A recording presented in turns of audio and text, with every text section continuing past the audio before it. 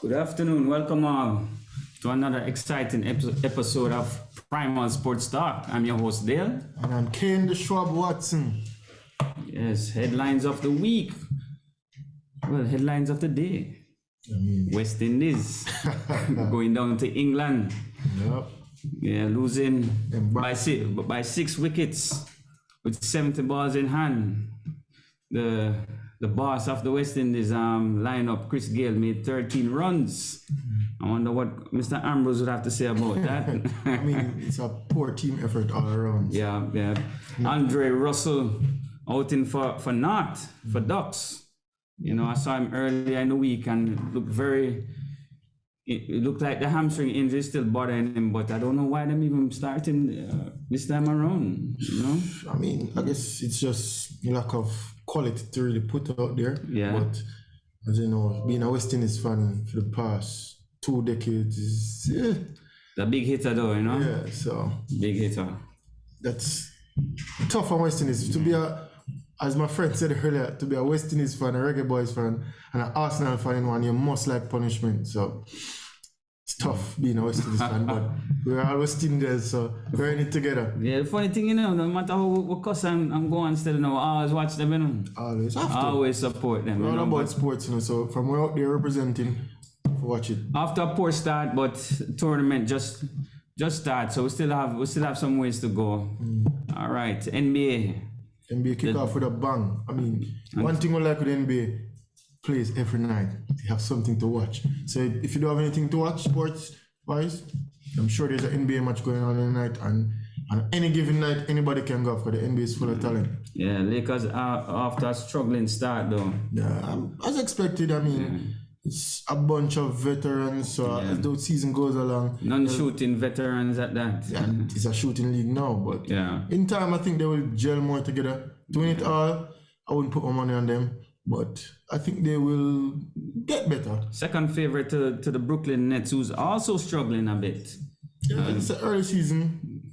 I mean, when people get their foot in the cream, always rise to the top. So, I mean, Milwaukee looks good. Steph Curry.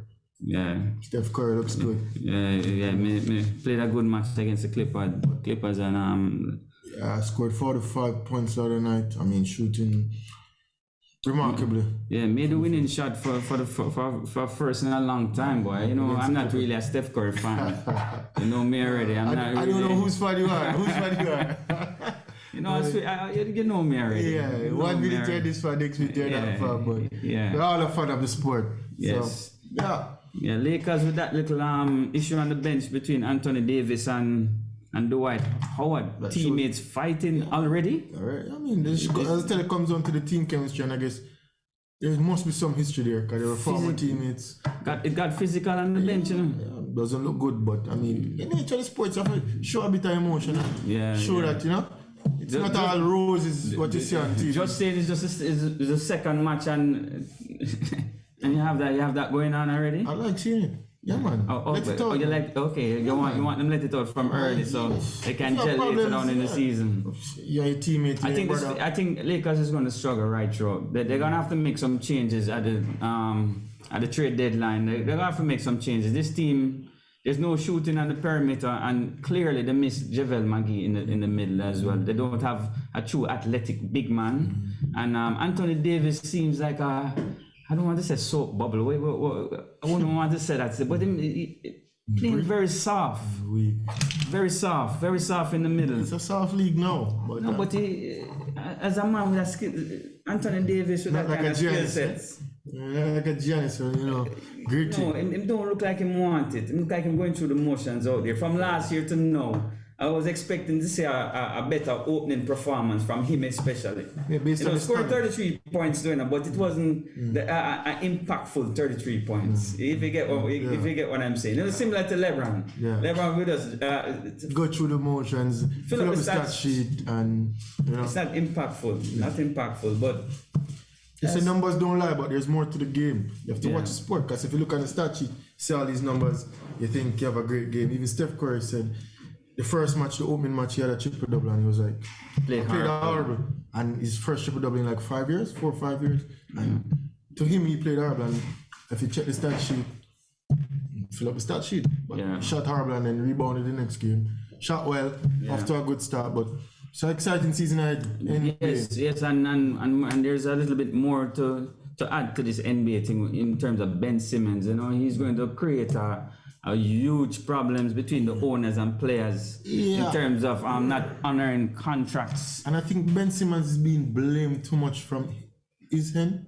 Yeah. And I think a lot of people are in the mix from the management standpoint, from his managers to the coaches to the club itself. And for me, it all started when them tried to throw him under the bus. Yeah. I mean, why would you want to go back? And then that lent to confidence. So I think he's getting too much blame for it, but he's losing a lot of money now. Now tell me something, Kane. This man training with a cell phone in his pocket. Come on. It's like that still. Unprofessional. Yeah, it's like very unprofessional. Still. And the fact of the matter is he's under contract four more years to. He's supposed to be paid what $145 million over the next 4 years. It just is a fresh contract this man signing on. And then just because you can't handle the pressure of the Philadelphia crowd and what your teammate, you don't have to like your teammate to play alongside him. You know? That is true. You as an owner, how would you feel? No, this is going to be a very touchy topic moving forward in terms of the CBA. Trade him. Just trade him. No, but you know what I said? James Harden did this last year. Anthony Davis did this 2 years ago, forcing them way out of a team after signing a contract. You know what I said to the owners? Blacklist them the way them blacklist Kaepernick. No, I would do that because you're setting up. What are you setting up the league to become? No, but I mean, really and truly, if every player, I'm upset with the coach. I want to be moved, and I just signed a contract. But even so, you're looking at it from only an owner standpoint. What about it from a player standpoint? I mean, owners, I think, have too much power. Too much power. Too much power. They run the show, but yet still, we are the athletes. Athletes should have more say. They're the ones who are paying these athletes. You know? They're the ones who are investing money and funds. It's all a relationship. Everybody has their role to play. I agree with that. But if you sign a contract, Ken, you're a player, you sign a contract, you're obligated to fulfill that contract. Yeah, but what if the treatment and everything is... What treatment? Getting a little booed from the crowd? No, I'm just saying.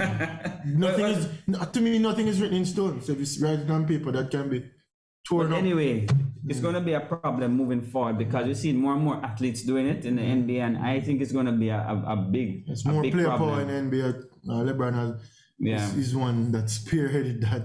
But I mean, as I said, it depends on which standpoint, looking from owner standpoint, player standpoint, coach's standpoint, but there must be a line. Yeah, you have to draw a line. You have to go there and perform. You have to have a balance. Yeah, I think you have he's to losing a lot of money. Yeah, you have to have a balance. No, he's not losing this weekend because he came in and said that he has a back injury now, you know. So we don't know if that's legitimate. But anyway, we have a great Jamaican squash player by the name of Chris Binnie. Yes. I mean, we can give you all his accolades. I mean, 9-time Caribbean champion, many-time Jamaican representative, but we want to hear from him himself. Yes. And give us his background. Journey in squash. And give it to the people who are listening here on Primal. Welcome, Chris Binnie. Hey guys, thanks for having me. All right. How things? How the climate in squash? Because you know the whole world and getting back active and things seem to be getting back to normal. What's the activity like for you now in the squash arena? Yeah, I mean, I think it's similar. I think they're all trying to get the tour back up and running. I mean, it's not what it was, pre-COVID. The events is probably about half the events there were before COVID.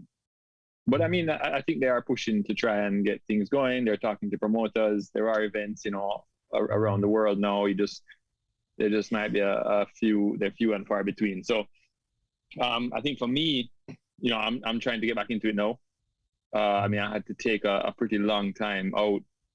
Just there was nothing to play. And then I didn't have access to courts, obviously, for a long time. And now it takes even longer to try and get the body ready again to compete without getting hurt. And so it's a slow process, but things are, I think, trending in the right direction. I'm playing better week by week, and hopefully in the next 2 or 3 months, I'll be kind of back to where I was pre-COVID. So still a long way away, but I mean, you can only work on it day at a time, right?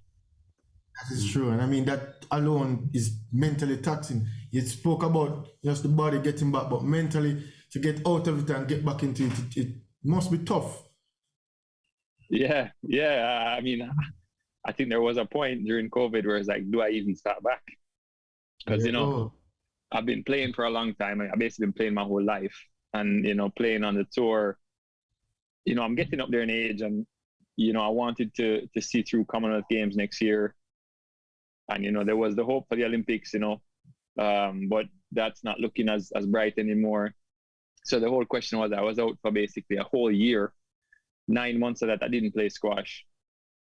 To then come back and try and put that strain on the body. I mean, it probably takes a whole another year of just getting back to it, so that you don't get hurt and stuff. But it was all right, Same here. I mean, I've been out for table tennis for months, and I've been trying to hold on and say one more Commonwealth Games, but it's on the brain, it's mentally. But as I said, we've been playing for long, and it's part of it. So, I mean, it's a second nature to continue playing. Yeah, you're a full professional squash player. Yeah. So I went to college in the States, played squash at Trinity College, and then following that, I went full time. I coached for a bit up here in order to kind of supplement it for a while, and then probably say the last 4 or 5 years I was just full time doing it. So 4 or 5 years kind of pre-COVID. Obviously when COVID hit, there's no tournaments, net money, so I had to coach again and find good things here and there. But yeah. Also, tell us a little about the professional atmosphere as a squash player, because I'm not too familiar. Well, a lot of people, we're not too familiar with the professional settings within the sport of squash. Yeah, so I mean, you want me to give like a day-to-day kind of breakdown, or you want like a high level? Like you say, in terms of money and funding and winning tournaments, do you play in a club? Pro tour. Big club scenes in Europe versus in the States. Yeah, so I mean, they have a little of each. So it's similar. I mean, it's very similar to tennis.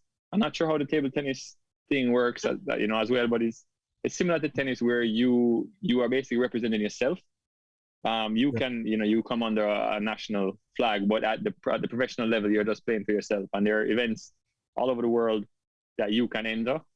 And based on your ranking, you get in. And then based on obviously how you do, you get a certain amount of ranking points and money based on how far you go in the event. So they have that kind of side, which is just strictly the professional tour, and that's how you get your world ranking. But aside from that, too, in Europe, they have a bunch of leagues as well. So similar to like obviously the Premier League and all these leagues, each town or each county has a team, has a club, and then they pay players to represent them, and you sign a yearly contract or a 2-year contract or this kind of stuff. Obviously not to the size that you were talking about with basketball and football, but you still get, that. And so like you could go from, the English league on Thursday to the Dutch league on Friday to the Spanish league on Saturday, and you can like bounce around and like play a couple of weeks of leagues, then go back to training or play a few other events. So you have kind of that dynamic. And then you also then have like the national duty stuff, which is like Pan American Games, Central Americans, Caribbeans, Commonwealth. And that doesn't really come with a pro ranking, but in order to get seeded and get good draws, you have to have a pro ranking to kind of get that. So that is kind of the high level tour, So I mean, I've been based in the US for a long time because my coach is here. So I've been based in Connecticut since I graduated, and I try to play as many in North America and South America because obviously once you go Europe and the rest of the world, obviously you want to be going and playing 3 or 4 at that time, because obviously a big trip. And sometimes that's pretty hard, especially now. It's pretty hard because like the tournaments are just so spread out.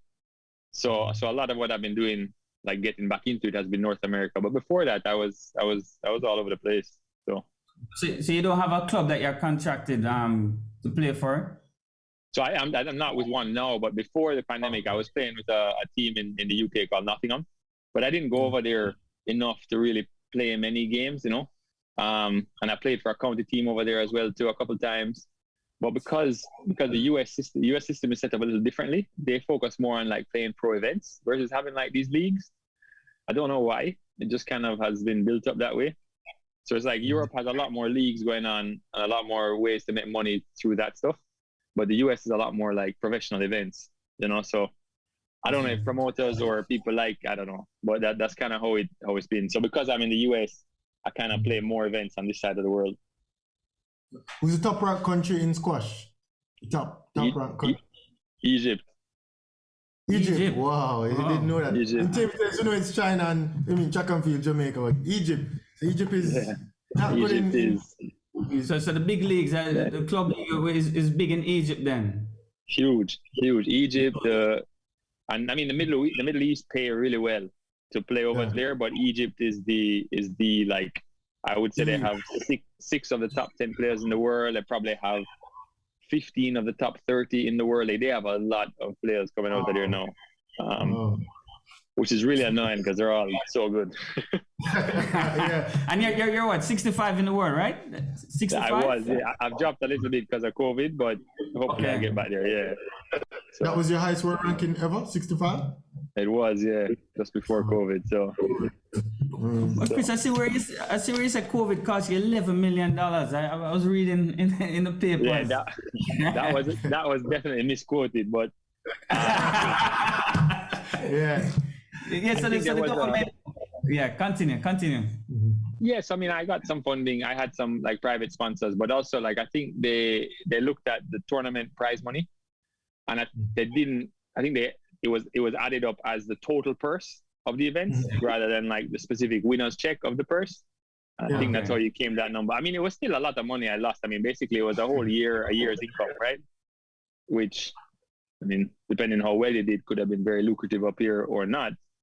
But it was obviously tough to go. I think that during that period, I missed 7 or 8 events, and obviously a bunch of exhibitions that paid pretty well. So it was still a good chunk of money. So let's backtrack the career a bit. Squash. When did it all started? Why? How? When? Who? I mean, squash. Yeah. Why squash over football? Why squash over football? I see you play like a football too. Yeah. You know, we mix it up a bit. Yeah. As racket handlers, we tend to be versed in other areas. We're versatile. We're versatile because, I mean, I can handle myself in squash a bit, I think, but not to the level. Yeah, not to the level you play, because people underestimate squash, and squash is brutal. Yeah. Trust me. I've been on the squash court and I'm like, yo, how these guys do it? And people tend to say the same thing for table tennis, but once it's a part of you and you get the feel. But as I said before, why squash? When did it all started?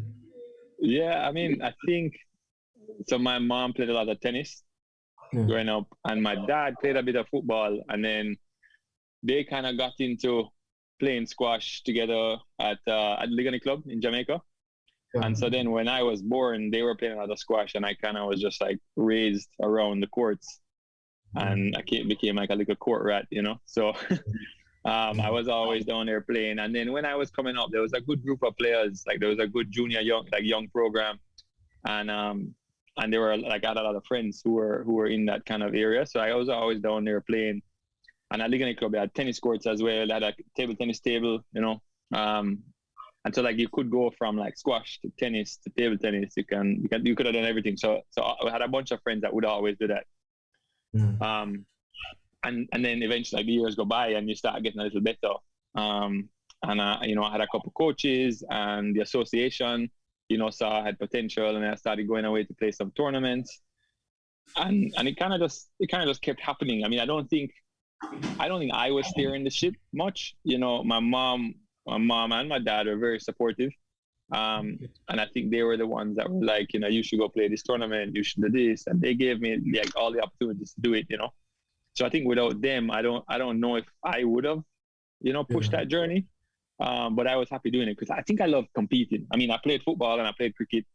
You know, I wouldn't say I played cricket very well, but I played well enough to be on my high school team. I played football all right. I was on my high school team. I played football at college too. But then it got to a point where I was a lot better at squash relative to football. I know the feeling. And I wasn't ready to kind of move into like just the working world yet once I'd finished, because I kept doing better and better at college. Like, I mean, I ended up in top 10 in the country for college. I was All-American. We had won a bunch of national titles at my college. I was still improving, and I felt like I hadn't tapped out yet. 1 second, Chris. Top 10 in the United States, right? Yeah, at college. In the college. Okay. Yeah, and so like seeing all of that, it was then like, well, you know what? Why not give it a shot? And I got a good deal from my college. So once I graduated, they said that they would look after everything for me. Any expenses, pay me a little bit, and give me a free master's if I was to come on board and coach the team for 2 years. And that was enough of a platform to then start playing on the tour. Wow. And then those first couple of years were relatively successful. You know, they were a rude awakening in some instances, but I really enjoyed like the competitive part of it, and it kind of went from there, you know. So I mean, like I said, I don't know. I don't know if anyone was driving it or if there was a puppet master behind the scenes driving it. Maybe my parents in some way at the beginning, but I kind of just like kept going with it because things were going well, and I enjoyed it, and I'm still doing it 10 years later, 20 years later, however long.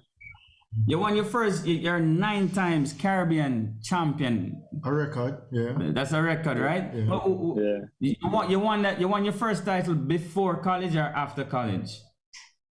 I won my first title like when I was at college, after my freshman year.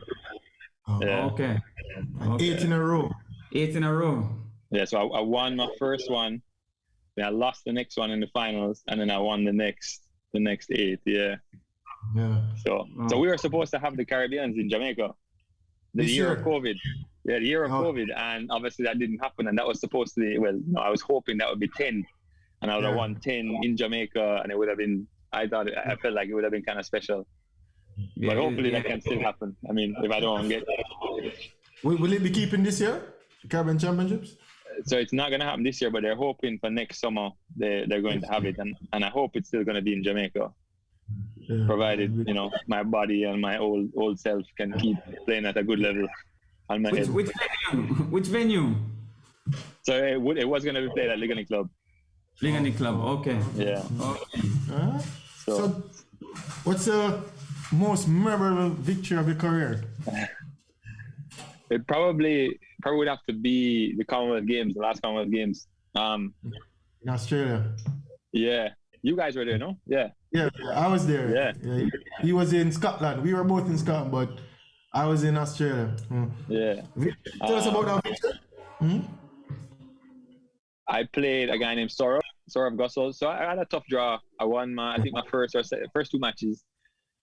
And I was seeded. I was then matched up to play the number 3 seed, who was a medal contender, and he was 10 in the world at the time on the pro tour. So the Commonwealth outside of Egypt, the Commonwealth is traditionally strong in squash. So yes, I mean they make up the rest of the rankings in the top 50 or so, along with then maybe France as well. So I played this guy. Obviously it was going to be a tough game, and I actually got on 2 sets to love to start, but they were close. I lost the first and I lost the second, really tight. And again, for those who don't really know squash, you play up to 11, every point counts, and it's first to win 3 sets. Yeah. Sorry. So somehow I'm thinking like, all right, well, that's it. It was a good effort. The games were close, and then in the 3rd game, I somehow snuck it at the end. It was really tight. I got a good call from a referee, and I snuck the game, and I was like, oh, that's great. Okay, but I'm happy now. Maybe this will be a good showing. Yeah. But at the same time, I was like, I've trained well. Maybe let me just give this another push. And I went out there in the 4th, and I started really strong, and I was able to keep a 1 or 2 point lead going up to 11, and again it got to 10-9 me, and I snuck it again, and I won 11-9 again. So now it's 2-all going into the 5th, and I'm like, Jesus, how am I here? Like, what is going on?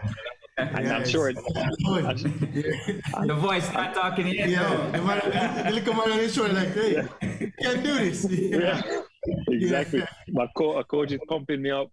the whole of like the Caribbean is now in the stand. They're all cheering, and I'm like looking around, being like, wow, I'm in this, you know, because obviously like Jamaica, a very small island compared to like these squash powerhouses. I know you had, I mean, the whole crowd started coming in. They had some TV crews coming in, and I'm like, wow, this is happening. And I'm looking at my guy over there who I'm playing, and I can just see him. He's just like panicking because draw no crowd for him. he's got all of India like on his shoulders, you know, and he's supposed to medal, and he didn't medal at the last games. And now obviously I have the Caribbean supporting me. I was like, well, you know, why not? Let's go give this a go. And at this point I was struggling like physically. Like I put in a bunch of work, and I was in okay shape, but as you know, it's squash. Like we're about 70 minutes in, and it was brutal. And he was in great shape. And I think he just didn't. 70 minutes? Yeah. Squash match is grueling. Oh, trust me. People don't understand that you guys are out there just. It's tough, but continue. I mean, you draw a crowd for the pressure bus pipe. Finish the story. Yeah, exactly. And we get to 9-all now in that last game, and I am now like nervous. I am shaking too, like about the serve thing. Like, geez, like I'm here. Like I have a chance. Come on, be positive. And we play a really long rally. He has me on the end of a string. I am destroyed. He should be winning this point, and he plays a shot that kind of comes back onto him, and he was kind of in the way. And so in squash, there's like a rule where, because obviously you're playing in this like confined room, that if there's obstruction, you can replay the point based on what the referee thinks. If the obstruction is severe to the point where you would have won, the other person would have won the point if the guy wasn't there, then you actually get the point. And if there was very little obstruction, according to the referee, then you would lose the point because you're just kind of asking for help in a way. So somehow the ball comes out, and this was like borderline, like me being desperate, being like, I need a break, I need help. And I asked for this like obstruction call, and the referee gave the point to me. And I was like, it was a bad call, but you know what, I was going to take it. So I took it, 10-9, bam, serving the other side, and now I can see him like visibly like, oh, he's in trouble. And that last point, like I pushed really hard, and I ended up taking it, and the place just erupted, and like all of the Caribbean people were there just shouting, and I was like, this is insane. And I don't think I'll ever forget that. I mean, he was 10 in the world at the time. I was like 60, 66, 67 in the world. It would have been one of the biggest upsets for a long time. And yeah, it was very special, especially doing it in like Jamaican colors as well, to not just like by myself on the tour. I had my coach and the team there. So big games at that as well. Yeah. Against a traditional house, as I said. I mean, that must be, When I know that zone that you're in where everything seems to work for you, just go against the odds. All the calls in your favor. It just flow. And everything like slowing down. Yeah, it's like two, like I said, I'm here at this point. I mean, let's push. And I'm sure it's kind of like an out-of-body experience in a way. Like you are kind of like on the outside looking at yourself, even though you're there, but you're like looking at the situation and you're thinking like, oh, well, you have a chance here. And like you're seeing it all kind of happen. And that just like when you're in that zone on the court, I mean, it's like everything is kind of meant to be happening the way it's supposed to happen. And you are in like so much, like you're in full control of what's going on. And like you don't really get to those points very often, you know, like where you're that focused and that in the zone, if you want to use that kind of term. But that's why I think it was so special. Like you're watching a movie and you're the star of the movie and you watch it and like, you know the movie ends because you're the star of the movie. You have to win.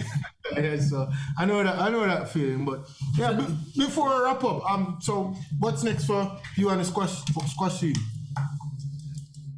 So I played a few events, didn't go as well as I was hoping, but it was good to start playing again. And then I think I'm gonna put in a couple months of training up here and start back like mid-January. Start playing events mid-January, February, March.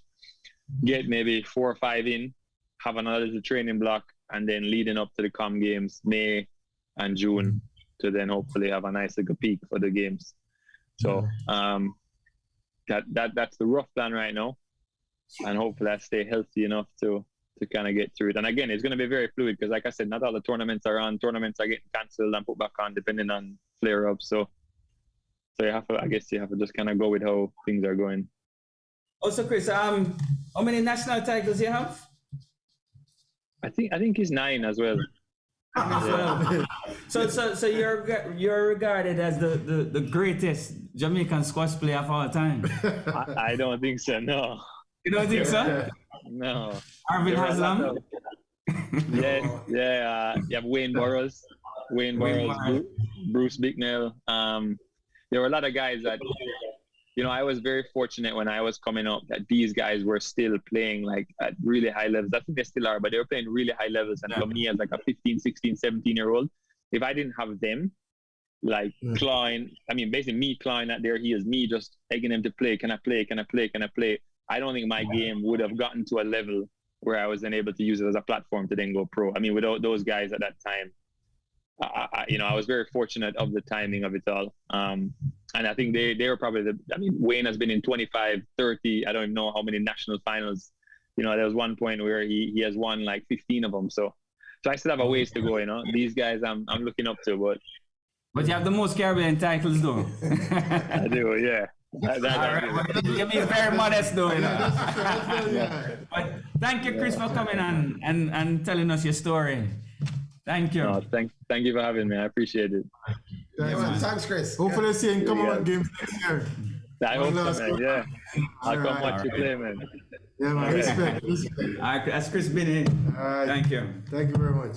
Now it's time for sports commentary at the midway point with the controversial boss himself. What's on the cards today, Peter? Take it away. Well, good evening, everyone. Look, good to be here today. And that was an interesting interview with Chris Gayle. The great Chris Gayle. It's kind of good when we as people who have been there hear from somebody else how similar the experience is. Yeah. You and me, we've been in big games. Yeah, you haven't been in any big games. But we're in big games, and it's interesting to hear another player talk about what it's like in the big games. Now, speaking of big games, we have a big game coming up tomorrow. Manchester United plays against Liverpool. And the side narrative of that game is that you have a little man named Mo Salah, who he scored 2 really good goals recently. I watched him on video. They're not great goals, they're good goals. 2 good goals, especially a little solo one. And all of a sudden I see all the Liverpool man them said this man is the greatest in the world. I have seen the greatest in the world. So I went and checked some Messi highlights. And I found about 100 Messi goals that are on par with this Salah goal. Salah, come on. You need to... One summer cannot make a swallow. One swallow can't make a summer. You see what I'm saying? A man score like 1 goal and y'all killing up yourself. Well, tomorrow, Cristiano Ronaldo will go up against Mo. And we're going to see how great Mr. Best in the world Salah is. I'm still on the fence. I think he's really good. He's nimble. But, to go and call him best in the world at this stage when the man score like 1 goal. You know what I mean? I'm not giving it to you yet. You got to perform consistently to be considered the best in the world. Not just perform one time. Now, speaking of performance, Primal Sports has been very harsh when it comes to the lack of performance and so on. And I'm calling on the universe boss. Call it a day, boss. I watched you play the last trial match, the pre-match, and he was nervous and he was jittery. I don't see the England game yet, but I'm told 13 runs, man. 13 runs. I think I could give West Indies 13 runs. I haven't played cricket in the longest while. But are we fighting over this man to come and give us 13 runs? Chris Gayle is over 40. He's lost a lot of his confidence, and we have lost confidence in him. And he has a good record. He made 333 one time. Them have a restaurant. He probably have a nice car and all these kind of things. Time to go, Chris. Time to go. I'm not gonna stick around and watch Chris Gayle struggle for his life. I think he's embarrassed himself because he's created a little dynamic between himself and one of the real greats. He's a great too, but one of the real greats, Curly Ambrose. And I think that when you've gone out and you've had the Jamaican crowd stand in the corner and say, prove yourself, man. And you go out there and what you did, you disgraced yourself. And I'm sorry. Chris, fat lady, singing. Okay, finally, I looked on my WhatsApp the other day, and I saw where an athlete by the name of, there's a pastor who got some people in Montego Bay kill off themselves, you know? And I see pictures of the pastor with all kind of people. I see him with Portia, and I see him with all these people. So I see some people I don't know.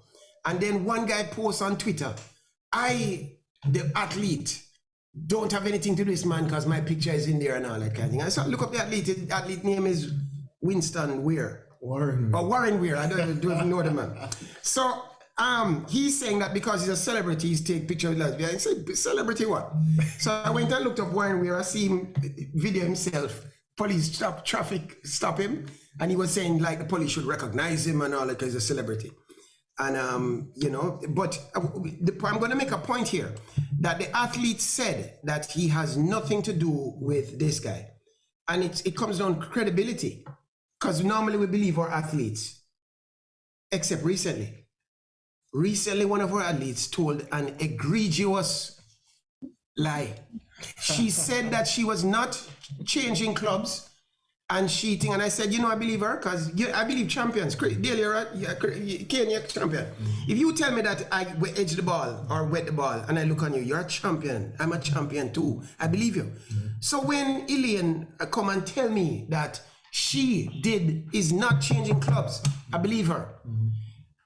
You guys might not know this, but most athletes make their money off of their name, off their credibility. Usain and Michael Jordan make more money off advertising revenue than they do off running off a track and so on. And so people want, when Usain Bolt get up with a bottle of Gatorade and says, this is the stuff. Yeah. I believe him. Yeah. And I want when Elaine running on little Puma shoes and thing, and she says to me, it doesn't give you corns, it doesn't hurt your bunions. I want to believe her. But no, unfortunately, she squandered that by telling me a fable. My feelings are hurt. I feel betrayed. Say it ain't so, Elaine. I believed you.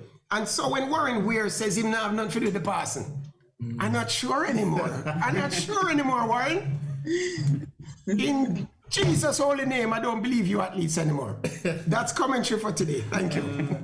It's always on topic, but I really want to know what egregious means. Yeah. So first I heard that word. Welcome, Daniel. Welcome, Daniel. Hi, guys.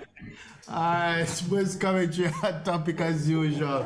But coming on sports commentary, Elaine Thompson, Hera. Yeah, the comment in terms of line. But even so, I mean, it is out. She's not in the MVP camp. Yeah. She's now trained by Michael with the great Bretland Cameron and her husband, who is a track coach as well.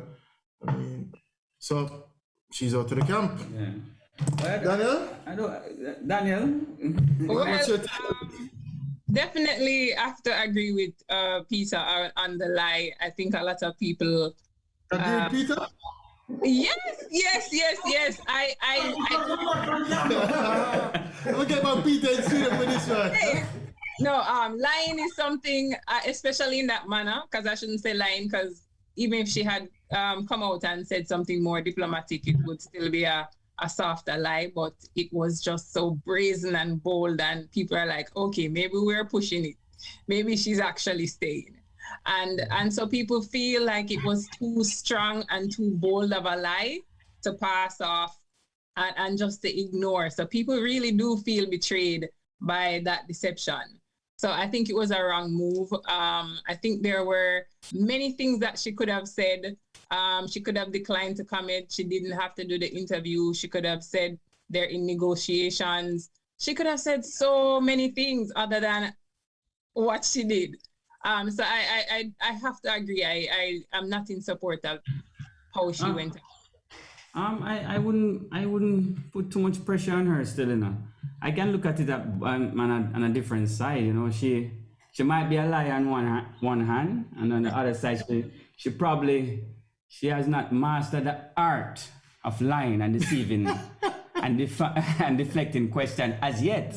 Because as you know, the world of sports now with these athletes that we have now, all of them turn politicians.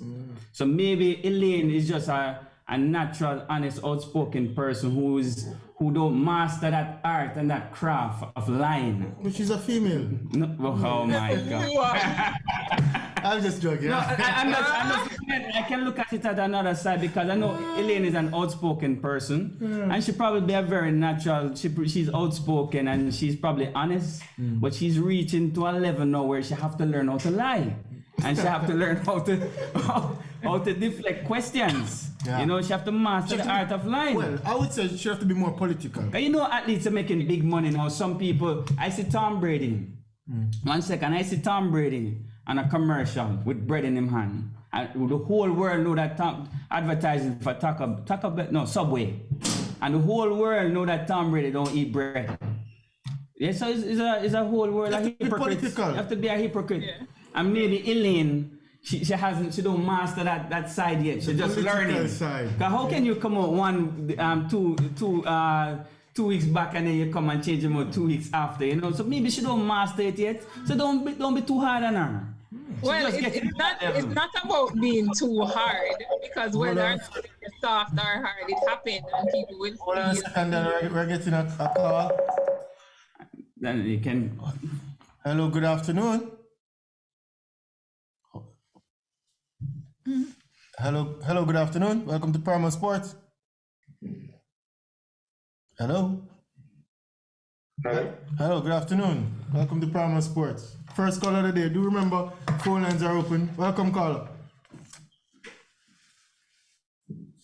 Hello. Not hearing you. Yeah, good afternoon. Oh, good afternoon. You're with us. What's your sports topic of the day? Yeah, man. Good afternoon. You guys hear me? Yeah, we're hearing you. Go ahead. Hello, good afternoon. Hello, you're hearing us?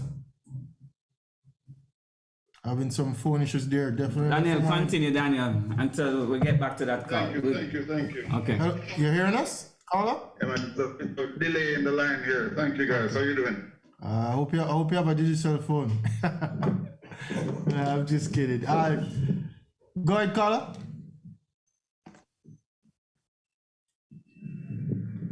Seems to be a delay in the line. Okay, Daniel, continue until we get back to the call. Was saying whether or not she masters the lie or not, or nobody's gonna say, well, oh, she just has not learned to be more diplomatic. They're just gonna look at what's in front of them and how it was told, and it wasn't in her best interest. And I have to agree that for certain people that would affect her or her image or brand. Yes. Mm-hmm. Yes. And hello, caller. And hello. Good afternoon. Caller, you're back with us. Hello. I think we'll have to close this off. He's listening to the live stream. That's why I think he's listening to the stream. All right, Daniel. Yeah. Sorry about that. Yes, Daniel. Yeah, the lie in that manner, it wasn't good for branding. But there are implications now, because this year she had a fantastic season, created history, and actually have people talking about breaking Flojo's 33-year-old, super pumped up record. So she is on the brink of achieving something great. And this move now is everybody is talking now, everybody is waiting to see. A lot of people already predict that it's not going to happen, that she's going to be among the statistic of people who leave MVP and go downhill. There are only two persons really who have left and had better performances that we can noticeably talk about, and that's Shelly Ann, who had a personal best at Hello, 30. Good afternoon. Caller, are you with us? Hold on, Daniel. Hello? Hello? You're hearing us? We have to cut. Caller seems to have some technical difficulties with this caller. Daniel, he keeps cutting it. Sorry, go ahead. We have to advise callers. There's a delay in the phone, so they have to listen to the phone. Yeah, not the app. Listen to the phone, not the app.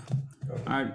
Yeah, Daniel, but with she need a good team around her to kind of help guide her as well, She will need a good team. And I see she just got some national award, right? Yeah, OD, I think. Order of distinction. Yeah, order of distinction, commander class.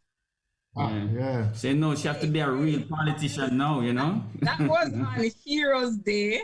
and that was the day the lie was revealed, confirmed. So it's really the irony. So that was Well, funny. even so, we can look at it from a different angle as well. From the MVP standpoint of, I mean, not only Elaine leaving, but we see other athletes leaving. But even so, I saw Stephen Francis interview, and he was saying, why people always talk about athletes leaving, and they never talk about athletes that come back. Yes, I did see that interview. A lot of athletes leave MVP and end up coming back. We now see Christine Day and Callie Spencer now back with MVP after parting ways, and they're back. So maybe it's not out of the question. Maybe Elaine after this season. I mean, we Jamaican, we're just busy about them performance. Yeah. We want Elaine break record. We want she win more gold medal. So next year, I think there's a lot of weight going to be on our shoulders to perform. Yeah. Because I mean, leaving the MVP camp that has produced so many medalists. I mean, yeah. So Daniel, you think Shelly might return to MVP since Elaine is now out? You know, because we know the rumors already about both of them in terms of training. And you think Shelly might come back? I think that would be the icing or the cherry on top of the cake. That would be hilarious. Yeah. Hello. Hello, good afternoon. Welcome to Primal Sports. Hello. Hello. Not hearing you. Yeah. So Just try it. Keep trying. Hello. Hello. Hello. Good afternoon. Welcome to Primal Sports.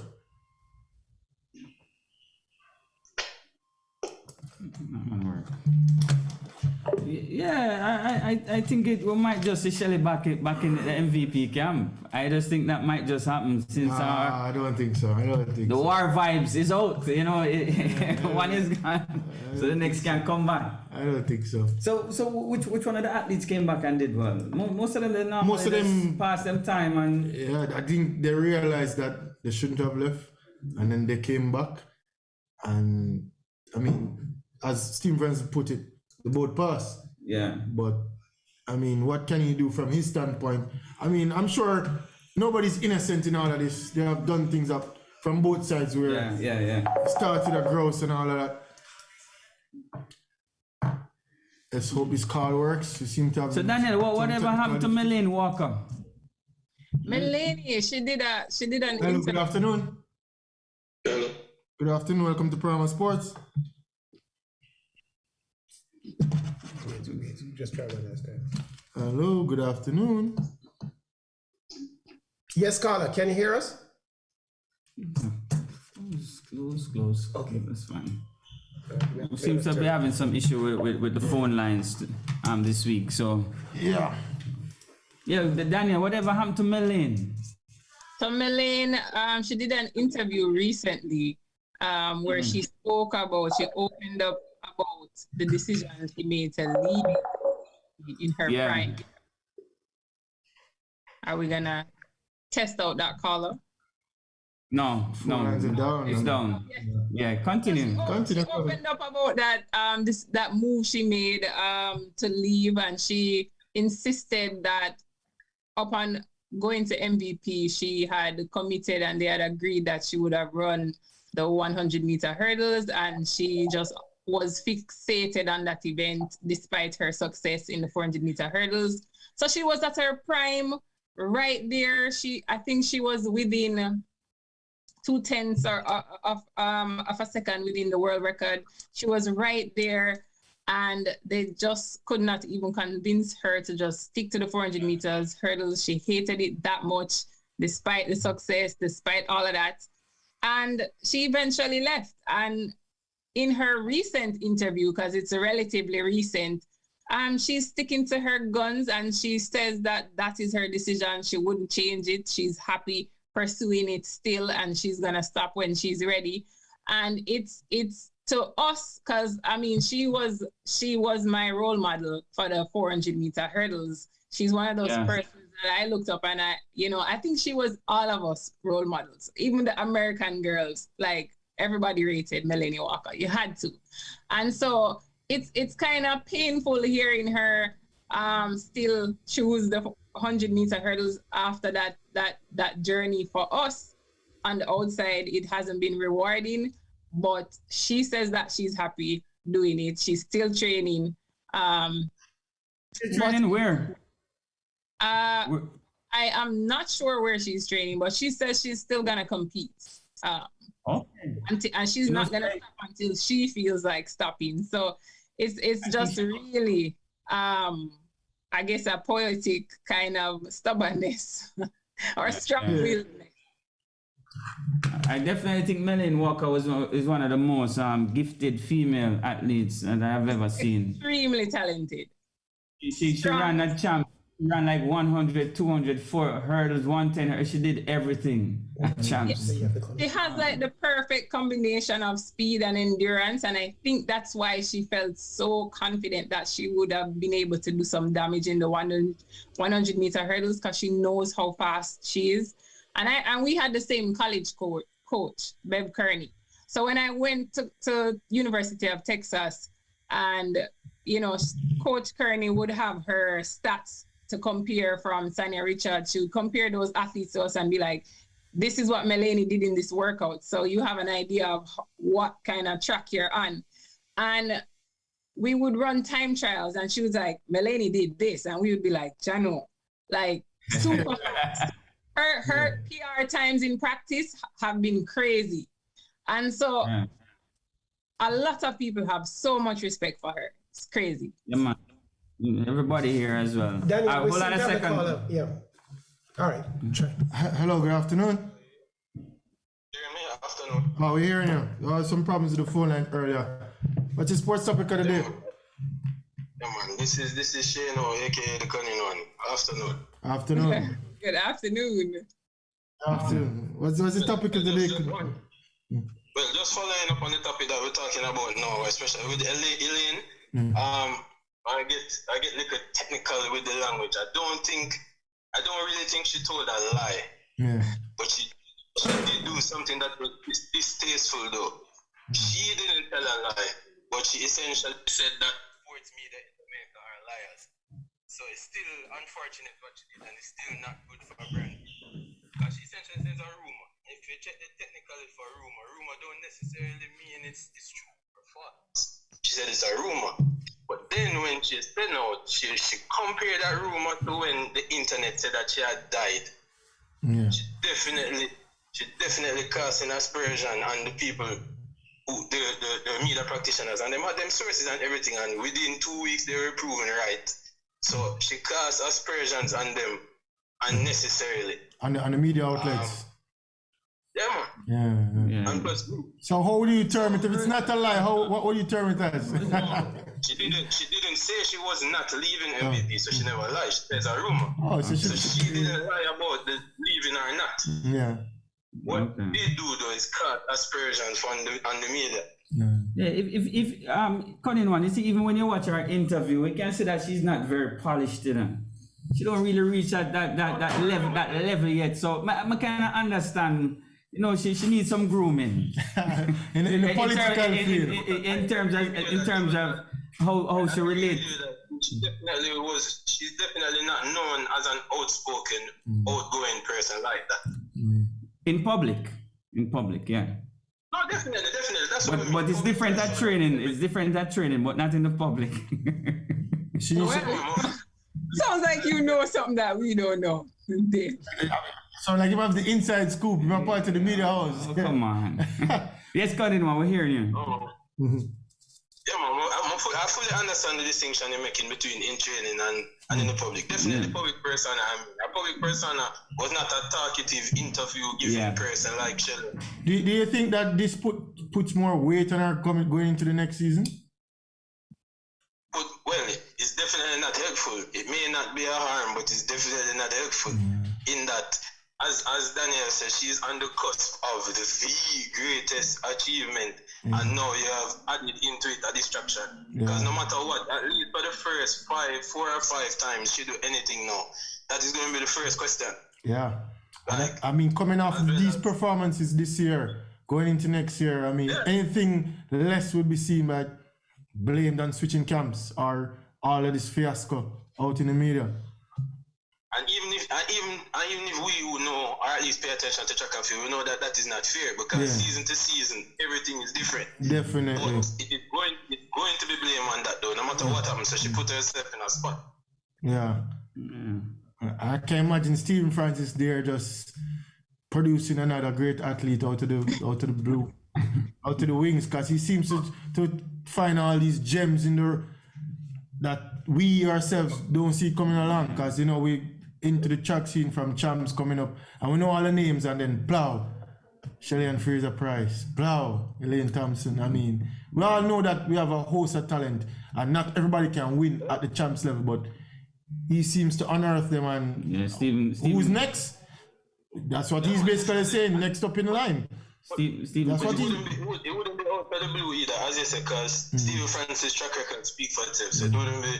And Stephen Francis and Paul Francis, because Paul don't get him flowers. Yeah, him don't get enough, but you know, everybody know that Francis brothers up there doing great work, and you know, okay. The methods they use, some people say they're strict, but I mean, you have to look at it as I said, from the athlete standpoint and from the coach's standpoint. You have to put in the work. And I pay attention, and I remember one episode where Daniel basically said that what we feel about Stephen Francis is not really the truth. He was probably the nicest one up. Yeah. So I'm sure he just wants great results from all his athletes. He wouldn't mind having 1, 2, 3 on the podium in everybody he coaches. I'm sure that, and we'll go to the lens of, I mean, pressuring you. And some weak man, some people may be like, oh, they don't like this, while some people thrive off it. But he has his formula, and he's proven that is one thing is for sure. So going forward, next season, I mean, and he has a great athlete in Sherika Jackson next season. I mean, she might even take the double next year. All right. So who's in time, Sherika? Yeah. So. Yeah. So. Right, So I mean, that was your prediction for this time around. I predicted that Sherika would chop the rail and win the sprint double, but you know it go. Yeah. Leave the predictions to the Primal team. All right. Not the Primal team. Leave the predictions to what him name the Schwab. Oh, the Schwab, yeah. We all know who the Schwab is. Yeah. Thanks for calling, one. Yeah, man. Manners and respect. All right, big up yourself. Oh, thanks. Yes, Daniel, he made reference to Paul. You know, Paul is in the shadows, eh? Paul is working, yes. He's in charge of the MVP group. So, I wouldn't say I think that track experts know him and people who follow tracks, but to the broad general public, people just know Stephen Francis. But I'm sure everybody knows that the Francis brothers up there doing great work and going to the next season. As I said, athletes leaving, athletes returning, athletes staying, but I know he'll have people on the podium. That is for sure. Elaine, and he has that character of where he's, you know. Elaine will be all right too, you know. She'll be there. Yeah, of course, she's super talented. I mean, you train so much easy, you must know what to do. She must take two things from Fanari. So she must know. Well, the reality is that she is taking a huge risk. It's a huge risk making this move, because I mean, Stephen Francis and her have worked over the years to get where she is, and he understands the sports like no other. So making the switch, it's not as simple to say that you can go to any coach and get the same results or even close to.